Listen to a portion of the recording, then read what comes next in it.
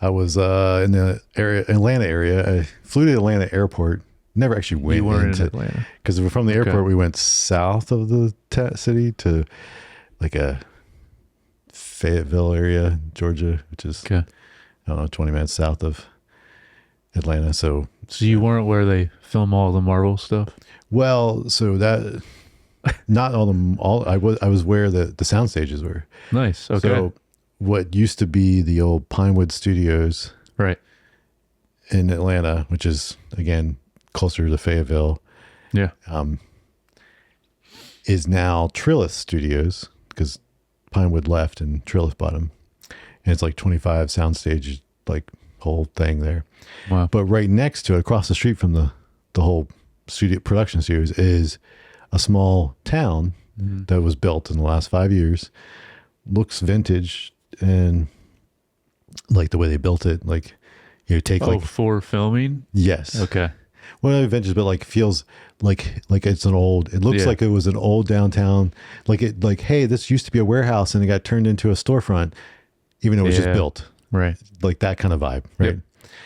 And then, but then in the end of one end of the main street from that is this brand new venue that half the building is for a music venue. Mm-hmm. Remind me to show you photos after. And then the other half is the movie theater that is the most expensive movie theater in North America to be built. Wow. Why? Well, I got to experience for the first time in my life a Samsung Onyx screen, which is not a projection screen in a movie theater. It is a 4K HDR LED screen the size of a movie theater screen. Wow. That, yes, when you get up close, you can see the pixels. But that's if you're standing in front of it, which I did because we were looking at it.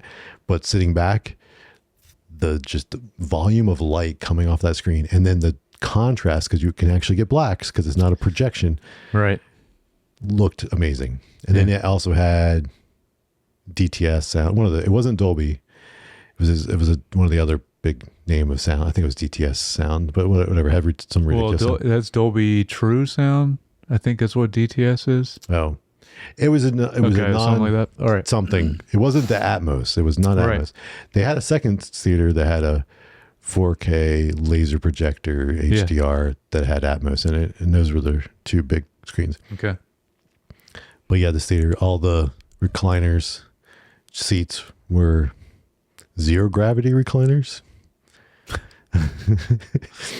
Which means it basically the whole thing moves, not just like the back pivoting and then does that make sense? Yeah. It's like the whole chair is ergonomically set the right way, and then the whole chair shifts the angle, things like that. That's like nice. it was just super fancy, and that sounds very fancy. And unfortunately, I did not have time to watch a movie, like sit and watch a movie there. But you were filming because we were working. Yes, but seeing actually was Avatar, the most the Fire and Ash that they previewed for us on the Onyx screen, and yes, it looked fantastic. And then one of the other theaters was playing Send Help, which also actually like the little bit I saw of it looked great. I actually kind of want to see that movie. Yeah. But then they also so besides that, and then they have a bunch of like regular screens, and then they have these 4 or 5 private screening rooms where you seat about 20 to 25 people that also have a form of the Onyx screen, just a little bit smaller. Yeah. Has really nice sound, all that. And they're all like these smaller rooms so that basically you can use it for parties or corporate event, blah, blah, blah. But also for people from the movie studio, if they want to screen something, they can come right across the street and screen something for a small audience. So that's cool.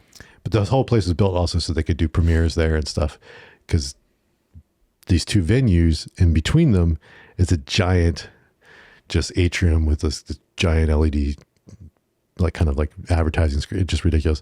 And then there's a basement to this place.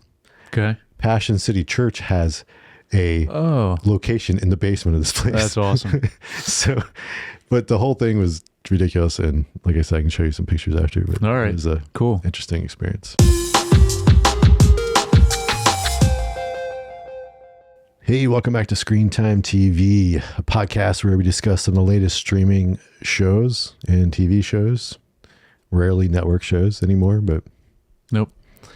we're currently discussing the night of a night. Of There you go. Yeah. And Jared, Yes. mics and cameras, guard me well, or else I'm dead and doomed to hell. Very good. All right, so my name's Josh, and this is my co-host Jared. And so I ask you again, Josh, how good a podcaster are you, truly? Nice. Let's hope my podcasting skills do not have to save my life. I'll just put it that way. Don't quit your day job. Yeah. All right, so before we get into A Night of the Seven Kingdoms, episode 4, we'll do a little bit of what we've been watching. So what have you been watching, Jared? Oh, wait, we were feedback. Do we have any feedback? Oh, yeah. Or do we want to say that? If it is the feedback all around. Yeah, it is all pretty much Well, maybe we'll save it for Night of Seven Kingdoms. before we get into the episode. So Sure. it's closer to that. Yeah. All right. Well, then let's talk about what we've been watching. Okay.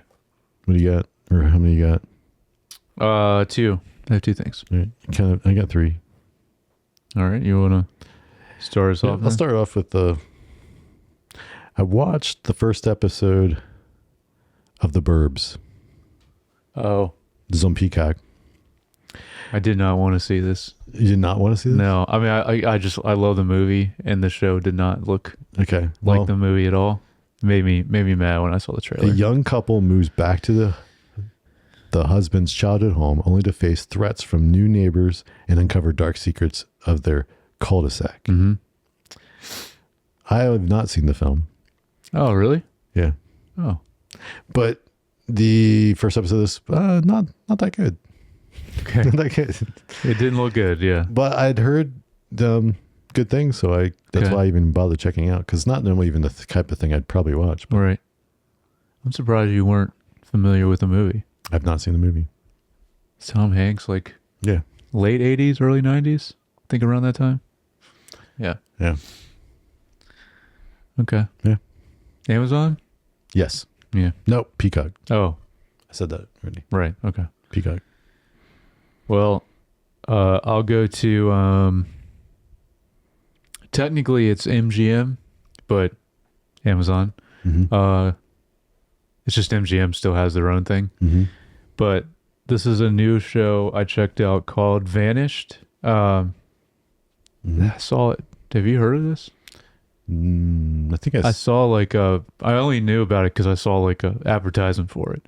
Didn't know it just came out even. But it's Kaylee Cuoco. Yes. It's her new show. Yeah, I do remember seeing a little preview for it, and Okay. and then seeing it was on MGM, and I was like, Yeah. Which is what, like, even though Amazon, they don't give it to you with Prime. it's weird. Yeah, but they own it now. Yeah. So I don't know why they don't. I don't know. I don't know why MGM still has their own app, even though MGM has good shows. Like From is, I think, their best show. That's actually coming back soon. But anyway, this one synopsis is Alice Munro's romantic French vacation becomes a dangerous mystery when boyfriend Tom Parker vanishes from a train to Aries, forcing her to uncover hidden truths about his past. So pretty generic, not very Yeah. but I wanted to check it out because I like her. And I'm going to explain, Josh, this opening scene Okay. to you, and this is gonna let you know why it got me angry. Okay. So, show star, it's Kaylee Cuoco's character is in like a very beautiful international location. I'm assuming it's France since they talk about that. They don't say, I don't think at the beginning, but so she's there in a really nice hotel room, and she gets a mysterious call, she gets a mysterious call telling her like, yeah, you need to get out of there. And then she starts hearing noises. So all very, very normal setup. Mm-hmm. She hears noises, and then she starts getting, running out of there. And then at a certain, running out of the building, at a certain point, you see someone in a mask and then start chasing her, and that goes for a little bit. And then, Let me guess. Yeah, and go ahead. And then it flashes back to a week before. You got it. It's a cut and then said like 6 days earlier. Oh, 6, not 7. Yeah, something like that. I don't know. It could have been a week, but it doesn't matter. Anyways, as soon as it says that, immediately turn it off. Because I got mad because this is what we've been talking about is like a thing now with so many shows. And now I'm immediately like, no matter how intrigued, this already wasn't like, I didn't really care about. Watched? Yeah. Because I just got mad because it's just, even if the intro is like Hey, so. the Burbs didn't do that. You should check it out. Okay, good. But it still doesn't sound like it's good though. But even if the intro is like so compelling, Yeah. it just immediately just ruins it when they do this thing. And it's just something that so many shows do now. I understand why they do it. We talked about this before, but it's just an epidemic right now, and it needs to stop. Okay. And it just sucks. So anyway. Well, but the opening wasn't that good anyway. So even it's a good thing I don't have MGM. yeah. Well, no, but there's good stuff on MGM, but just not that. Well, something else I watched, which I had 3 episodes, probably something like that. Okay. Sorry, real quick though. Are you more aware of this thing now in shows? Because I know we've mentioned before, and have you noticed it more? Yeah, I think it. Yeah, I mean, I kind of always noticed it before, and I mean, it's not like it's not something doable. I mean, there's definitely famous classic movie, like the movies that have done something like that. But yeah, it's become this trope in the shows to kind of. I mean, they've admitted it, Netflix, that they do it on purpose. Yeah. It's like a mandate. But anyway, yeah. So you watched 3 episodes of at least 3 episodes of this Night Manager season 2. Oh, I know this came out a few weeks ago. Yeah, it's finished now. Yeah. Yeah. So all the episodes I think are out now. Is that what you mean? 6. Yeah. Because British, they always only have 6 episodes. And did you finish the first season? Oh yeah, a long time ago. I mean, I never finished the first season. Yeah, first season. You definitely want to finish the first. I mean, this is a sequel. Even though it's 10 years. Yeah, even though it's been 10 years since they released it, and it is supposed to be like 4 or 5, and even in the show, like in the universe or whatever, it's not like immediate. Yeah. But there is lots of things that reference back to. I mean, they would have to do that just because the people look older. People have aged in 10 years. Yeah. Yeah, I mean, so you have Tom Hiddleston, and then Olivia Colman is back as well, and then but there's some new people, and so far it's really good. I would say cool. It's I think above average of these kind of, because I mean especially this season too, because it's, I don't want to spoil season 1, but he doesn't start out as an agent in season 1. Like he just kind of becomes an agent. So there's like a little bit different path. Whereas this one, like he's now in the system, like he's like, and so like, it's a little bit more like similar to some of the other things.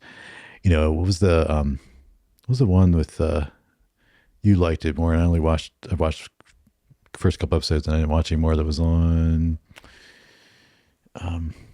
just something last year where it's kind of like the agent and he was kind of trying to, maybe called The Agent. Was that the Agency. Agency. Yeah. On Paramount. Yeah. That show was sick. It was mainly because of the cast. It was so good. Yeah.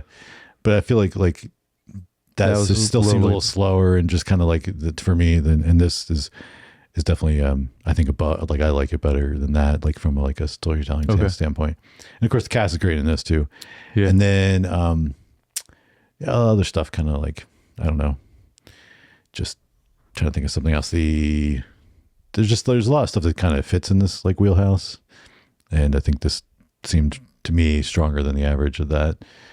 Does it still feel like somewhat Bond adjacent? This one's a little less feeling of that. It's still first season felt a lot more like that, but because he was a lot more of a lone wolf, kind of thing. Where here he's got a little bit more support because it's like he's anyway. Okay. But yeah, still really good so far. And yeah, we'll see. Well, I think you're halfway through then, because I believe it's only Okay. 6. That's the British way for Yeah. seasons. So yeah, here's I didn't read the synopsis, but this is on Amazon. If I didn't say, 9 years after Pine's Egyptian operation against Roper led to his capture by Syrians, Roper is dead, and Pine works for MI6 as Alex Goodwin. Spotting a former Roper mercenary in London threatens his new life. So that's kind of picking up. So it is 9 years. Quote unquote, like I knew it was a while after. Okay, that's good they did that. To explains things, but yeah, it's pretty good. Cool. I do want to watch it. Yeah, you should. I will. Gotta finish season 1. Yeah. So I have one more. You have one more also? Do you have one more thing? Yes. Okay. All right. Well, my last one is Paradise on Hulu. I finally finished it because the second season's coming out soon. Okay. I think I was only like halfway through. Okay, that's about where I stopped. Watched like originally when it first was airing. I thought you finished it. Not you Paradise. Never finished it? No, I don't think so. Oh, okay. I don't think so. Maybe I don't think so. Okay. I think I did. Well, it's February 23rd is when it's coming back, and I remember we talked about we both really liked it, like especially the way it starts. Yep. Yeah, I mean, especially if you go into it like it started to drag a little bit, and that's when I kind of fell off of it. It does after because there's like the first episode, and then there's like a big reveal, and then it does drag like a few episodes after that, but then about halfway through, at least for me, like it really started like cooking again, and then like pretty much to the end of the season is like really strong, I thought. And especially the penultimate episode. So I guess if you never got to it, I thought for some reason I thought you mentioned to me you did finish the first season, but the penultimate episode of this season is like incredibly good, like surprisingly good. And to jump to that and watch the last 2 episodes, well, before season 1. I mean, I guess before season 2 comes I guess you could, but I'll have to see where I'm at because but I would say the penultimate, I won't spoil it, but it is basically like a bottle episode of showing beforehand, like what all happened. Okay. It's awesome, and they do it really well. Right. I was wondering because like I feel like there was a little buzz going into season 2, and I was like, I don't remember. I felt like season 1 started out strong, but didn't. Right. No, it ends very strong. Okay. So I think that's what. Okay. Yeah. So I finally finished all that, and it. Yeah, I mean, it got me really excited for season 2, and I think also because it's starting to be a little more. I don't want to say lost because it's not lost, but it has some of those tropes. Elements. Yeah, like because they flash back a lot. They flash back to stuff a lot for each of the characters, kind which of build good, some backstory, which I liked because it's done well. It's not always done well. Yeah, you're right, and I feel like Lost did that, like kind of pioneered that in the modern era. So basically, probably they did, for a TV show. Yeah, but. No, I think so. Probably where you stopped, which is where I stopped initially. That is probably like the worst part of the season. Low part, yeah. But I would keep going. Yeah, it is. It's awesome. And our main guy, Sterling K. Brown, is he's good. So good. In this. He's good. He's so good. Honestly, James Marsden is the president too. James Marsden's good too. Sick. Yeah. Good cast. Surprisingly good. Yeah. We'll see how they. I just hope they. Because it seems like they're going to expand it a lot more for season 2. So I'm looking forward to it. Just like what all happens. Cool. So, yeah, I mean, I'll have to get back to it. This is on Hulu. So yeah, or / Disney Plus with Hulu. Yeah, you can watch it. However you watch it. Yeah, however you want to watch it, yeah. All right, well, my last thing. I'm sure you watch this too. Is that sarcasm? Yes. Okay. Bridgerton Season 4 Part 1. This is on Netflix if you don't know. So, I heard a lot about this from our sister, though. Oh, yeah? Yeah. She's watching this season? Yeah. So the overall premise of Bridgerton, the 8 close-knit siblings of the Bridgerton family look for love and happiness in London high society. So for season 4, despite pressures from society, Benedict Bridgerton isn't one to settle down until a masked woman in a ball unexpectedly captures his heart. So the setup of this is literally Cinderella. Okay. This woman that shows up, she is at the this happens in the first episode. Yeah. Spoilers. Yeah. And instead of a slipper, can you spoil Bridgerton? Really? Instead of a slipper, yeah, she leaves their glove behind. Oh. And then he's trying to find who belongs to the glove, because then she disappears and no one knows who she is. And it turns out it's because she's, basically has an evil stepmother and stepsister that is hiding her because she was royalty. But then when her father died, then the mother kind of made her become part of the help. So she's like, but then the other people need help because she loves she sews and makes things. So she's like, I'd love to just see one. So she goes to this mass ball because she's like, hey, I can sneak in. And she makes all the stuff for the stepsister anyway. So she has her anyway. So she goes, and of course he meets her and finds her fascinating because she's not like the other girls. She's anyway, so that's Cinderella. Yep. Right. Obviously it plays out a little bit more because they don't want to end it in an hour and a half. It's got to drag it out. So, but I would say, for these seasons, it might be we'll see how it plays out, but it's leaning towards being probably my favorite ones in season 1. Yeah, I remember you mentioning last season was not good. Yeah, last season was not good. Season 2 was all right. Yeah, it was definitely a step down from season 1. Because season 1, the cast and the chemistry between the two leads was like so great that like it's hard to replicate that, and and just felt like season 2 didn't quite have that, and then season 3 was a mess. But this is there's the side stories and one of them is kind of interesting because the mom, who's since season 1, like the dad has passed, and so like there's no father figure for all these kids. Yeah, she's actually kind of taking interest in another man. Oh, okay. So there's like that side story. But yeah, anyway, but it's always fun. I mean, these shows are fun to watch, like just for the costumes and the visuals and the sets and the things like that are always. Yeah, but I feel like we have better shows with this, like Gilded Age, like you already mentioned. Like, yeah, this is different. This is a different time period, and this one is a little bit less trying to be historic accurate and more just trying to make it glamorous. But yeah, because it's like it's that and Downton Abbey, Pride and Prejudice. I don't know. Did they ever actually do a show of that? No, not that I know. Just different movies and remakes. Yeah. Okay. But I mean, if this is your type of thing, I think this season's a strong start. I mean, we'll get part 2 comes out the end of February, so we'll see how that wraps up, and I'll report back once I watch that. You think they would have just releases? You said in February. I was just thinking like Valentine's Day. Like, why wouldn't you just? Well, part 1 was at the end of January. I mean, it took me I guess I'm like 2 weeks behind watching it or whatever, roughly. And I don't know. They try to spread them out so that you have to subscribe at least 2 months to watch them. Oh yeah, right? They definitely do that. Yeah. So, but why they didn't do middle of January and the middle of February, so that the second part hits right around, I don't know. Okay. So that's Netflix, which I believe now is definitely the most expensive out of all the streaming.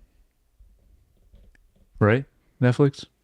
Well, if you get the highest tier. Yeah, probably. Because there's different tiers now, because you can deal with commercials if you would like, which is crazy, but that is an option with Netflix. Yeah. Yeah.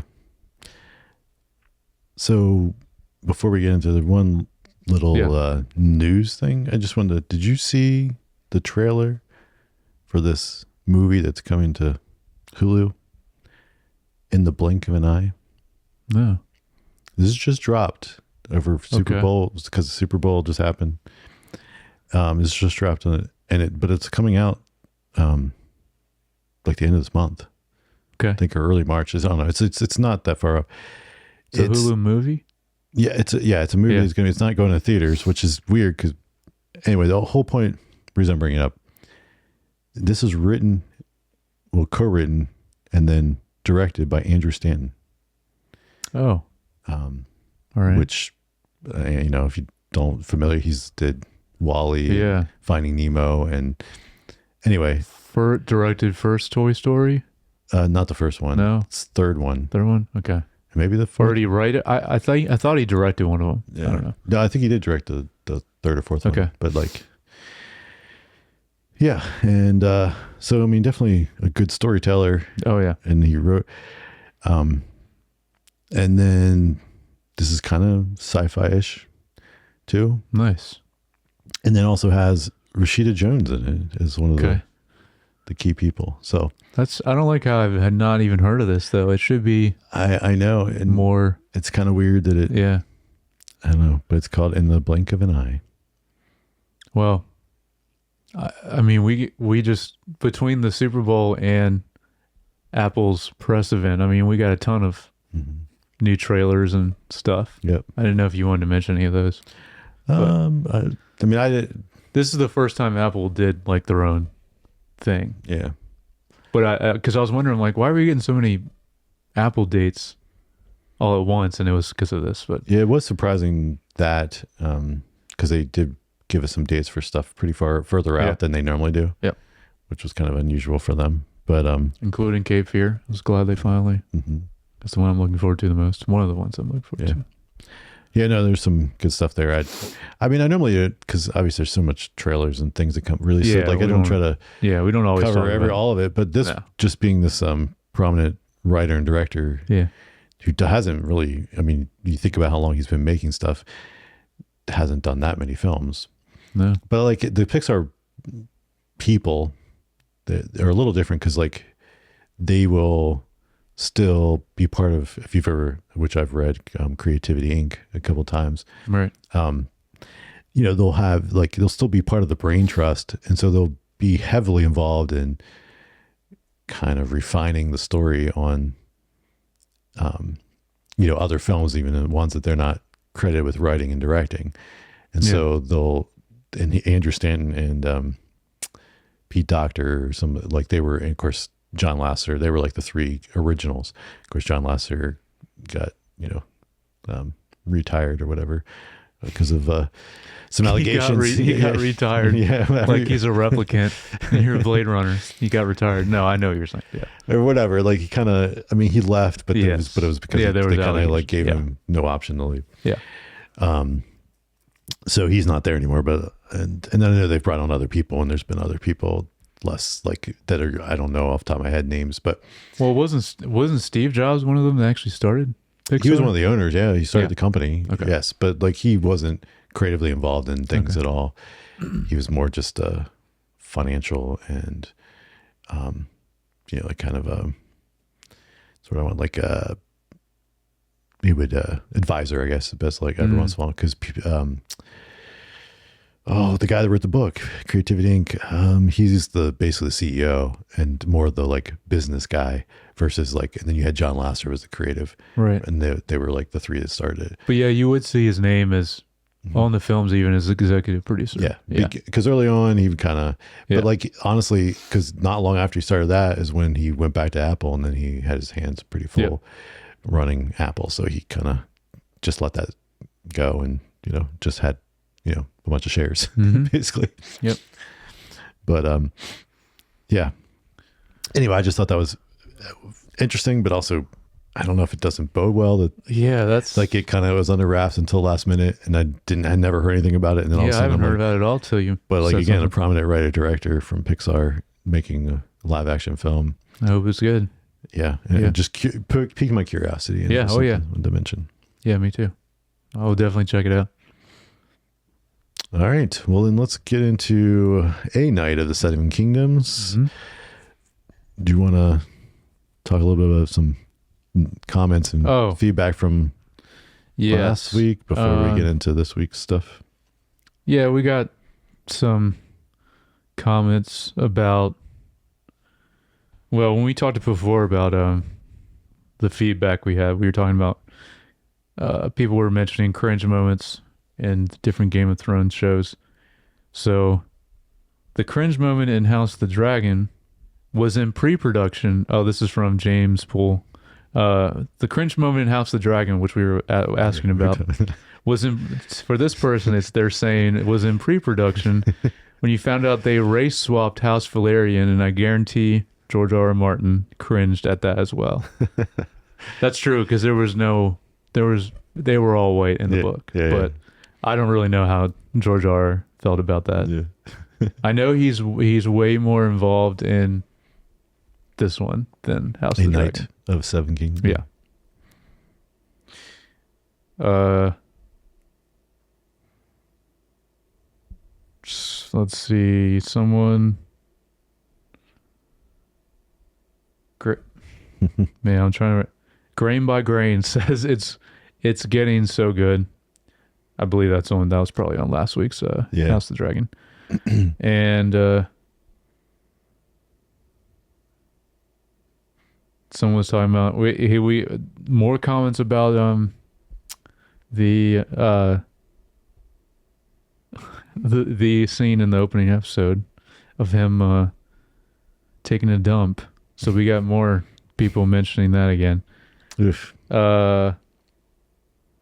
Fall Fell Off said, I extremely regret eating during watching the 2 episodes of Night of Seven Kingdoms. First I see a scene of him taking a dump, and then I see Allrin a penny tree and his third leg, which that was the start of episode 2 or 3, right? Yeah, he just comes out and just like, yep. Oh, and then another cringe moment from House of the Dragon.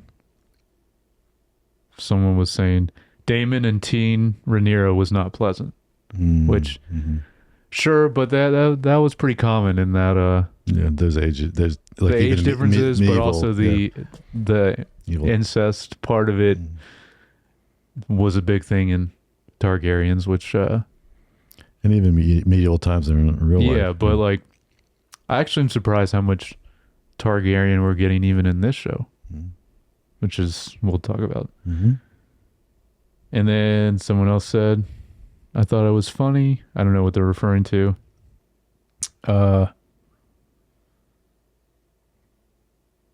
This was, we already talked about this. Someone mentioning how they think it's cringy and more like a Marvel movie cringe, which I don't really think it's like that. But and then someone else, Carmen G, on when we were talking about Industry Season 4, says it's such an underrated show. It's the best. And I think we both agree it is an underrated show. It's getting more popular now, but it's not as popular as it should be. So, but thank you everyone for leaving comments and writing in and all that. And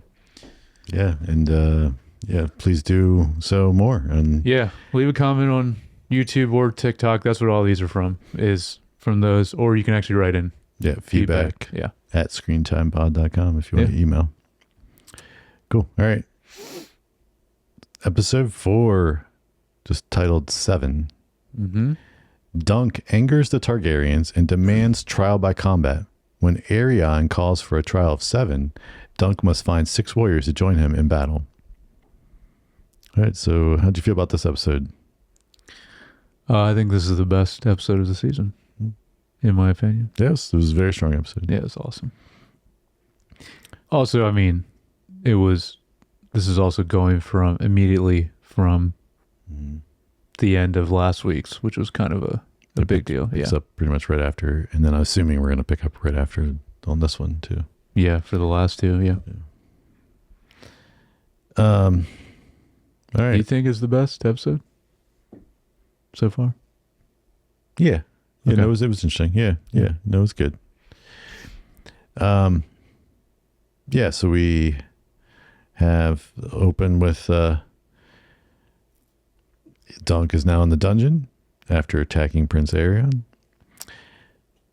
And Egg is kind of there trying to... Already in like full Targaryen Yes. gear. I like the moment that I believe they talk about here, because obviously that's the big reveal is that he's Aegon Targaryen, but he was mentioning that there's been at least 4 Aegon Targaryens, so he's not like that Aegon Targaryen, but still from a long line of them. Yeah. And then we also find out he's accused of another charge of basically kidnapping Aegon because he Billy took him.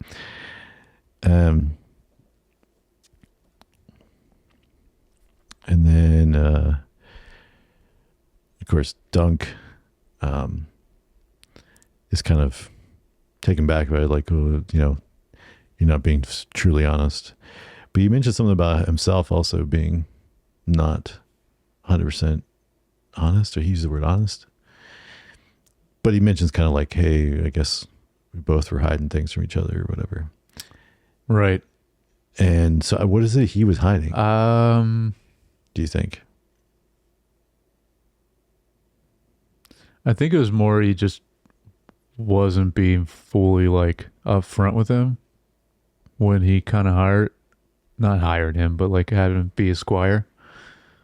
I think he was, maybe that's what it was. I thought he said something about like he wasn't fully like upfront with his intentions of Egg being a squire. I don't know. I could be wrong, but I thought he mentioned something like that. Maybe that's what he was referring to. Well, I thought maybe he was referring to the fact that he never got knighted. Oh, it could be that. Yeah. That's still like, we'll talk about it a little bit later. Oh yeah. But that's still in question, and still don't know. And there's definitely a scene later that kind of implies that he wasn't, I would say. Yeah, so then he goes to talk to what's his name? Yeah. The heir to the throne. The guy that let him get in the tournament in the first place. I forgot to write his name down, but I'm drawing like he's one of the other Targaryens. Oh, not Aaron or Arian, no, the other guy. I know who you're talking about. Yeah, but and that's where your quote comes from. There's Baelor also. Is that what you're talking about? Baelor Targaryen? Yes, Baelor, yes. Okay. Baelor, because he goes to Baelor, and that's where he asks him about how good are you fighting, and he keeps talking, and then he's like, no, but how good are you fighting? Yeah. And he's like, because he basically encourages them to be like, hey, you can request a trial by battle, and so then not just trial by combat. A trial of 7 is what. No, but that's later. So then that's later. Okay, sorry. Yeah, because when Baelor talks about Baelor just meets with them. It's just Egg and Baelor, and then he dismisses Egg, and then he's like, "Hey, how are you?" And then he's basically saying, "Hey, you should trial by combat," so then he goes in front of. Yes, that's right. I don't know what you want to call these group of people. The council. I don't know. The some kind of council. Basically, I think they're all basically Targaryens. Yeah, seems like it. And he requests a trial by combat, but then Aaron, that's right, who is Arian? Is it Arian? Arian, I don't know. I think it's Arian. Arian, who he punched. Yep. Counters with the trial of 7, which is some ancient tradition that like half people there didn't even remember or knew what it was, and invoking this rare Westeros custom. So makes the show way better and way more epic. Right. Just doing that. So obviously that gets down that path. So so then Dunk's like, how the heck am I going to find 6 more people to fight for me? But first he gets the guys. What's the guy? The guy that was yeah. Well, I like how it's like pretty much everyone he gets on his side is all people that he's like come in contact with so far, or he's like became friends with. Like it's all. Yeah, that's right. So Sir Stefan is the one that like initially is like, oh yeah, you were fighting for the innocent. Yeah, I'll help you. And then they recruit four other people. So they're still short one when we get to things, and then and so is the other side though. And then but then Sir Stefan basically is like, actually you're short 2. And does a little. All this was so good. Yeah, because I didn't see it coming. No. Like I believed him when he was like, "Oh yeah, I'll help you," and yeah. Of course, he basically betrays him for a lordship. So like he basically was given. So then he's got so he starts his speech, right? And we get this grand speech, and then the music swells, and the guy stands up, and then lets out a big fart, and we still get at least one bodily function. Yep. We'll see how people feel about this one. It was at least later in the episode, but I feel like, are we done? I mean, like they don't bother me that much, but no, at the they same don't time, bother but me it either, also but it feels for. I mean, I was like, I know, come on. I don't know why it's in here. Like, it doesn't make me laugh either. So I don't know. Yeah. It's kind of weird that it makes sense for that time. Like, someone in the crowd would just do that for sure. Like, and then I don't know if you picked up on, but in the crowd shots, they also focus on another woman several times. Yeah, that we've not met. No, but I was like, a lot of times when you cut away to someone and you cut away to them a couple times, it's like, are we supposed to remember this lady? Is she going to become important later? Yeah. So that so then he feels a little defeated, and then we get what's his name? The squire, and he's like, knight me, and Sir Dunk's a little apprehensive, and I'm wondering, is that because he doesn't know what to do, because he actually wasn't knighted himself? But then the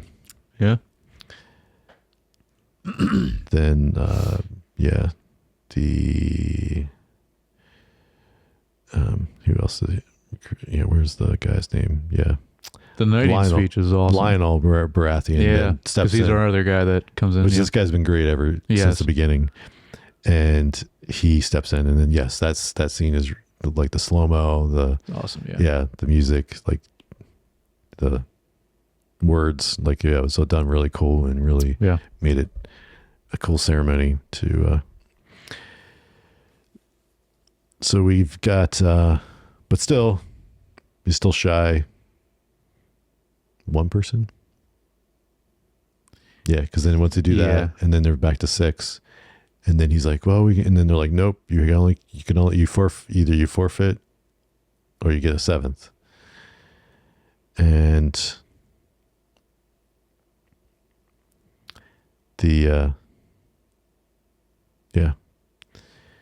and then just at the last minute, the Baylor comes through, Targaryen, and says, I'll fight for you. So this was like probably the other best moment of the episode. And also just because it's like, I mean, the moment was just so strong, but also the fact that now he's essentially going to be fighting his nephew is kind of funny. Yeah. I guess he doesn't really care about that, but so I guess, I mean, when we started this, so the trial by combat is to the death, I think. At least it has been in the past in like Game of Thrones, because remember, that was when Tyrion was on trial. Yep. He had what's his name fight for him in trial by combat. Yeah, it's always to the death. So that's what I was assuming. So then when you did the trial of seven, I was kind of thinking, but then like you have all these people involved now. Yeah. That are obviously, I mean, doesn't mean no one's going to die, but obviously, oh yeah, anyone can die. But I mean, all those Targaryens are not going to die. And then of course, Dunk and Egg are, Egg's not fighting, but like Dunk's not going to die. So, so and then of course, so this is where Tanzel Targaryen. Tanzel, is that his name? Yeah. I forgot about him. Wait, is this the one they said? Yeah, he was the drunk that he ran into. Okay, I was asking because they talk about the guy. I was like, I dreamt of you. Yes. And they get more into this. I was going to ask you about this because I was like, oh, I remember that guy. But then now, this was cool because he talks about how like, oh, my dreams come true. Though. Yeah, so which this is awesome. Thing Another that cool happens in the Game of Thrones universe. Like, right, the Targaryens have these like visions that are kind of, you know. Which even the girl that Egg runs into makes a lot more sense. Which she says to him as well. Yep. Being an Aegon and like what he'll go on to become. But she's not a Targaryen, so we don't. She was just a what? Yeah, like what they say, like a fortune teller. Yeah, fortune teller. Just a random. Yeah. But my point was like Tansel, like it's cool. He gives the vision and it kind of says, and then when does he ask him like a question? He's like, I don't know that part. I didn't see, or it doesn't show me that part. Right. But then he also talks about throwing. He's like, oh, I'll take a hit and then I'll just go down or something. Like he's like, even though he's fighting on the other side. He's talking about fixing the fight. Yeah. Yeah. So like, so obviously this is not to the death, this part, because like it's the trial of 7, because there's too many people in this that they can't kill everybody off. And so I think it must be something where it's just kind of like, oh, you know, yeah, you won. I'm gonna yield. And I don't know. Normally it's to the death, so I don't know. Maybe they'll get into the rules later. Maybe it is different. We also get the part where Dunk gets his shield back. That was my last note. Was the shield with his sigil? Yep. Is awesome. Yep. This the tree and the falling star. Yeah, it was so cool to finally see this moment because we. Yeah, because she had fled. There's a comment that she fled the area and then but she left it with the armor guy. Yeah, I don't remember his name, but and then he mentions he even strengthened made the shield better. Yeah, he's like, oh, it'll be a little heavier, but it'll hold up a lot better. But he's got. I mean, it's just cool to see all these people that Dunk's interacted with, but also like just has found good favor with. Because I mean, even this armor guy's like, I'm not really gonna. He's like, I made it even better than what you asked. Yeah, and I'm not really gonna ask for much or anything. Yeah, not gonna charge you much. Yeah, but you did charge him something. You did, yeah. But nothing compared to the original cost of what he was talking about. Yeah, and I think, I mean, it all plays to like, you know, which is a cool general idea, and is like, you know, someone who's just good-hearted, and just trying to do the right thing, and people want to get behind that. Has a code or like an actual knight of the Seven Kingdoms that has honor and and people can see that, and you know, kind of the Captain America kind of ness of it, right? Like, and people want to get behind somebody like that, and a leader like that, and so that's really cool. So, but I mean, in general, like, it was good, but there's like not a lot happens in this episode. No, but it's just crazy that like it's just, I think just because like, I mean, good storytelling, like we were talking about, like just all the people he's met along the way are all like gonna stand by him and fight with him. But just it's the way, like, especially that whole end scene we talk about, like when Baylor says I'll fight for Dunk, but like the knighting scene, all that, it's just like it all looks so good, and like I don't know, just like cinematically like looked incredible, I thought. Yeah. Like, well, and then to see all these different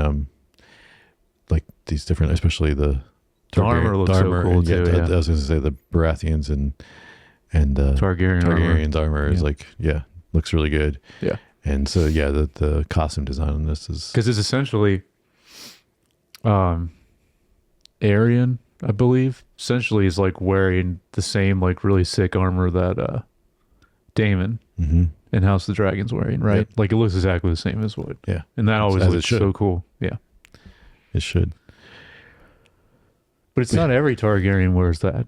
Because I even remember in House of the Dragon, like Damon's armor sticking out more. I was like, that looks sick. So not everyone has exactly that look. Anyway, but that one looked very similar to Damon's. Yeah. Yeah. It's yeah. And definitely this was of course leaves more on a cliffhanger that really is when you're like, oh, this could have been like the first two episodes definitely felt like, okay, these are natural breaks, blah blah blah. But last week's already started to feel like, oh, you're cutting it here just because you're trying to make it be whatever it is, 8 episodes.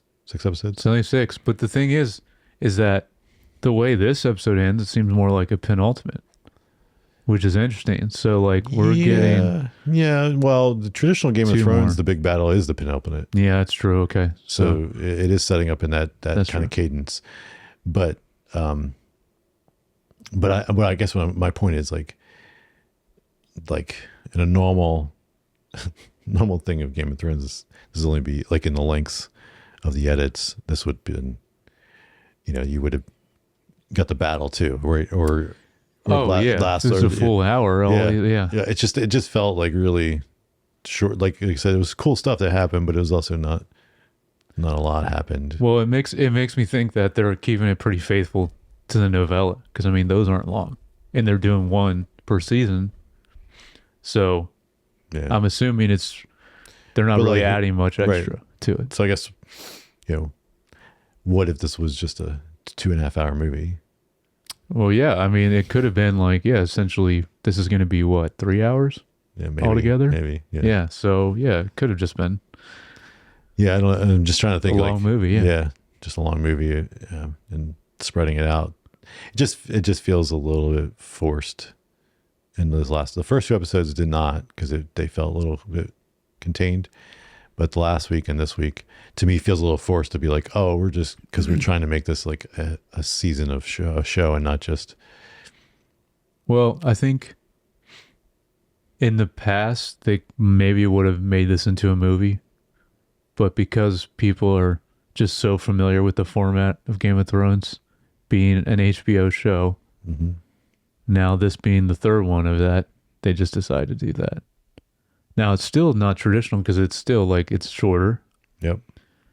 So they've all been around 30 minutes, and we're only getting 6. So I don't know. I don't know if that's the reason why they decided to do this instead of making it a movie. I mean, normally they probably because they would get more views this way. Because even if they put it in theaters or just made it or just put it on HBO, but it's just an HBO original film, I don't know, it might not have as much of an audience. Yeah, I know. I feel like if you refine it. I mean, we haven't seen the last 2 episodes, but Yeah. I feel like, And we have not because we read the have, book, like, so we don't know. if a 2 to 3 hour movie, Yeah. released in the theaters and then released on HBO, like you make more money, and I think it would make, I don't know, I think it would be less divisive because I think those first 2 episodes, because not much was happening, and there was not like people were like, this thing sucks, and I don't know, I think it would have just made it a little bit more digestible. Well, once this season's finished, I guarantee someone's going to cut it into a movie.